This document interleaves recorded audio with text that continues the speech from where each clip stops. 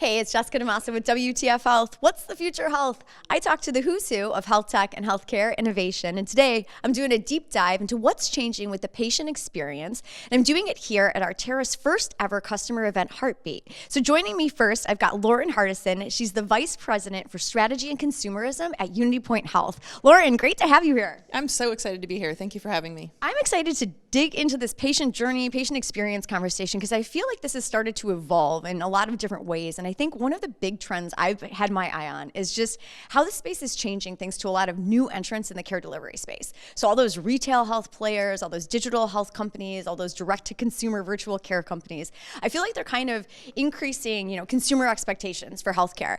Do you think it's fair that, health systems are being held against these big direct-to-consumer companies that have a lot of experience, creating those types of relationships with patients?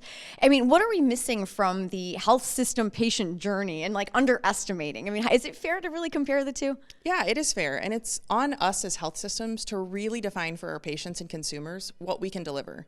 Our patients are used to getting their care with us, and now it's on us to tell them how we can compete with these companies and how we can deliver an equitable amount of care and just as conveniently. So for health systems, we have relationships with them. We spend the Saturday at the farmer's market with them. We care for their family members, and we have a unified health record. So it's really important for us to show the convenience that we're bringing to them and the easy accessibility. A good example is Amazon Clinic brings forward an asynchronous care option. So do we. Ooh. And our turnaround time is just as quick. But we have to tell them about it, and we have to show them how convenient it is. So I'm excited to continue talking about it, and I'm really excited to bring forward that experience to our patients and consumers and show them how convenient and how accessible traditional healthcare can be as it moves from traditional to not so traditional. All right, I love that. I think the education and awareness piece of this is really critical. All right, I want to know, you have consumerism in your title, but I want to know, when you are talking about the people going through the experience at your health system, are they consumers? Are they patients? Is there a time when they're one and not the other? Tell me how you're talking about this, because I think words really matter, and I love the nomenclature. So tell me, which terminology is applied where? Yeah, words absolutely matter. To us, they're people. So right now, when we talk to our patients and consumers, we talk about them as people. Now, when we're on the backside, we're talking about planning and strategy. A consumer is someone who may or may not have chosen us yet. A patient for us is someone who has decided to choose us as their healthcare provider. So as we're building strategies and we're building tactics for how we're going to achieve the future of healthcare, we're looking for targeted strategy towards consumers, which may include our patients, and then different targeted strategies for our patients. So they're two totally different things, one of which encompasses the other. Lauren, I did not expect an and both. I really did not expect an and both. That's awesome. No, I like that. I like that a lot, and I think it really helps delineate where they're at in that whole journey of experience. All right, so what do patients really want anymore? I feel like in my little world, which is kind of, a tech-infused bubble in healthcare, we're talking a lot about, living up to the experiences of an Amazon or an Uber or, something where it's just really high touch and tech enabled and frictionless. Is that really what patients want? What are they saying right now? Give us the scoop. And also how are you even sourcing in this information of what they want and building it into the process of your own design for experience? Yeah, patients want what they need when they want it. A good portion of the time, it's a relationship with their provider. Then there are those times when they need that really convenient option, and it's on us to deliver both of those. So we're looking to make more creative experiences with their PCP. So it's meeting them where they want to be, when they want it, with their primary care provider or a provider that's connected to them. So their medical record is all connected. Now, how are we sourcing that information? We're trying to bring patients and consumers to the point of decision making. So we might source information from consumers that aren't our patients, but they're in our markets or in like markets. We bring forward some sort of primary research across our consumer base. Then we bring what we call an insiders group. Those are our patients in our communities, and we leverage them to provide input into our strategies. And then throughout the care journey, as we define that care experience, we put them with the strategy teams that are helping to influence the next steps and help them pulse check. We have very specific touch points with certain consumers and patients to help us throughout that journey. That's so cool. So what's really hot? Give us one thing. I'm please, instant book appointment. How? Yeah. What's hot right now? Yeah, so one of my favorite examples is, and it sounds really foundational, but creating same-day access for patients because they don't know they're going to get sick, right? And if they can have that care experience with somebody they know and trust, let's give it to them. So at 3 a.m. every morning, we release everything on a provider's schedule in primary care to the public for direct scheduling. So if a 8:30 a.m. was intended for a procedure, but that procedure wasn't booked, there's nothing that says that a strep throat can't be booked into that slot. So we released that to the public for direct scheduling. And while that's nothing novel, and we're not leaning into the future with that one, it's super foundational from a care experience perspective to be able to get that care with someone you know and trust. As someone who just had a call and book an appointment, that is novel. It's pretty cool.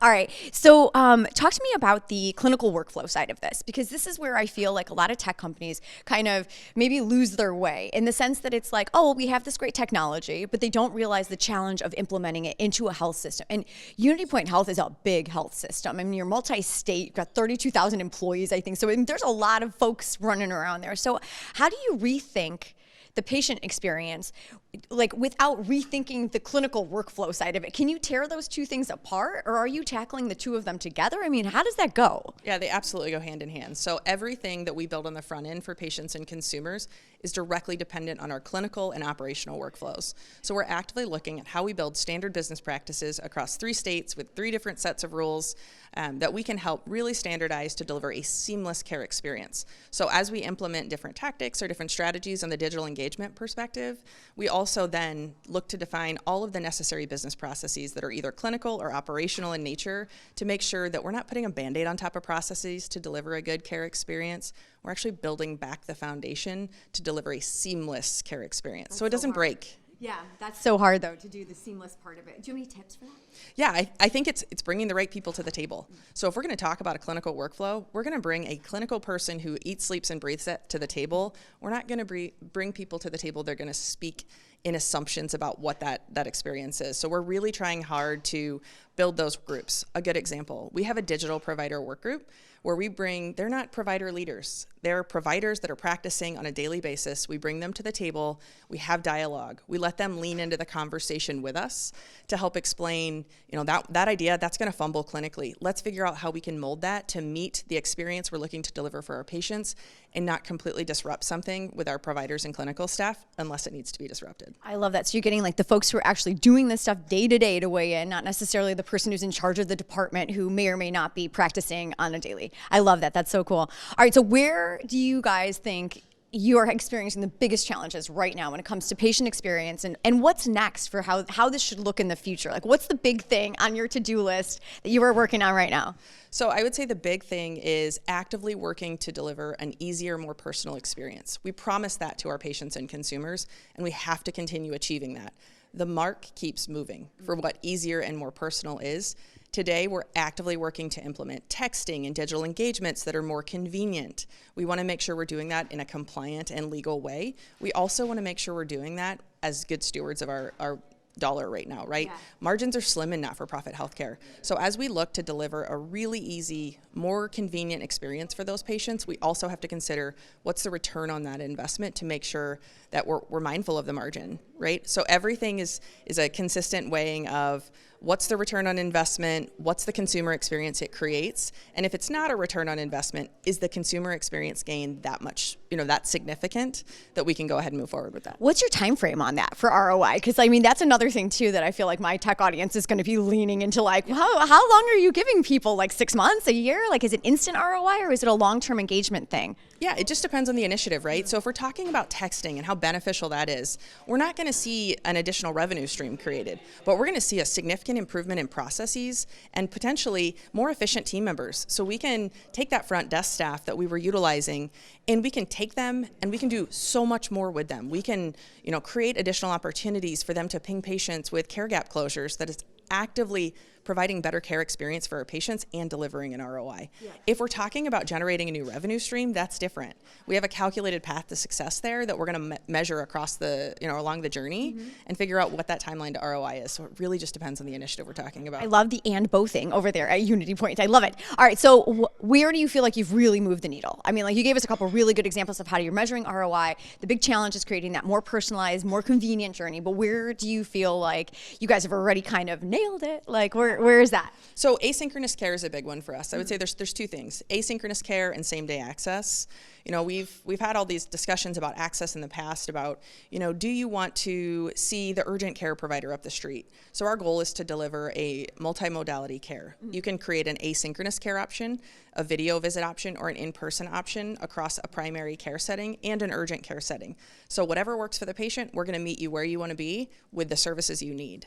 And that's all up and running. You guys are just cruising along with that. Up and running, yep. Oh my God, that's awesome. I love that. I love hearing that because I feel like 2 years ago, omni-channel strategy was like the buzz phrase in the industry. And so it's great to hear that that's actually like gone from strategy to like full on implementation and working well. Yeah, omni-channel communication has been big for years, right? We talk about how we talk to patients, but we don't necessarily talk about how we deliver care. Yeah. So we went from omni-channel care engagement, or patient engagement, to omni-channel care delivery. I love it, Lauren. Well, thank you so much for letting us pick your brain about everything that's changing in the patient experience. I love the and both thing. I really think that that's awesome, that there is not just this real clear cut, but room for all of these different ways to look at the people who are going through the experience at UnityPoint Health. So thank you so much for your time. I appreciate it. Yeah, thank you for having me. All right, well, I'm Jessica DeMasta. If you want to check out more interviews with the who's who of health tech as they are changing the way that we do healthcare, head on over to my YouTube channel. It's youtube.com/WTF Health. You'll also find all the other interviews in this deep dive patient engagement series at Artera's customer event Heartbeat. They'll all be there too. Again, I'm Jessica DeMasta. Thanks again, Lauren. We'll talk to you guys soon. Take care.